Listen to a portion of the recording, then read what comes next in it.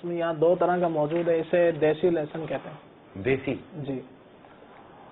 اور اس کو اور یہ دوسرا ہے ولایتی ولایتی کہہ لیں, فارمی کہہ لیں, یا چائنیز بھی کہتے ہیں اسے. آج کل جیسے بہت ساری چیزیں جو اس طرح کی آتی ہیں کہ یہ دیسی کہلاتا ہے, اور یہ دیکھنے میں اتنا خوبصورت نہیں ہے جی, لیکن افادیت میں یہ بہتر ہے. ہاتھ چمکتی چیز سونا نہیں ہوتی. جی. اس کو دیکھ لیں, یہ بہت خوبصورت سا بھی محسوس ہو رہا ہے اور ہے بھی بڑا بڑا. اور یہ اٹھائیں. جی. اصل مجھے خالی نہیں دکھانا نا, اور عبدالخلیل بھائی ہمارے مدنی کے نظر دیکھا دونوں کا فرق. جی. جو زیادہ خوبصورت نظر آ رہا ہے اس کی افادیت کم ہے.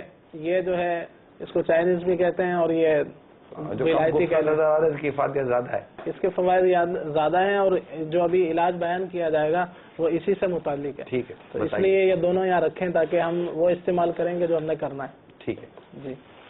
تو شیخ طریقت امیر اہل سنت اپنی کتاب گھریلو علاج میں اس حوالے سے علاج بیان فرماتے ہیں کہ ہر کھانے کے ساتھ جو ہے اس کا اسے جوا بھی کہتے ہیں, یا ایک اس کی پوتھی, اس کو ٹکڑے کر کے یا کوٹ کر یا ویسے ہی آدمی اس کو نگل لے. تو یہ ہر کھانے کے ساتھ اس کو استعمال کر لیں, 1 یا 2 یا 3, 1 یا 3 گری. جی گریاں.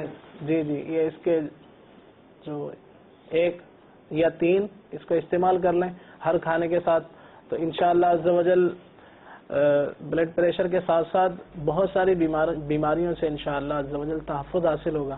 مزید اس میں وضاحت آپ فرماتے ہیں کہ کچا لہسن, کچی مولی اور کچی پیاز وغیرہ کوئی بھی ایسی چیز کھائی جس سے منہ میں بدبو ہو جاتی ہو, تو جب تک منہ میں بدبو ہو تو مسجد کا داخلہ حرام ہے. بلڈ پریشر کے حوالے سے ایک روحانی علاج بھی سماعت فرما لیجئے.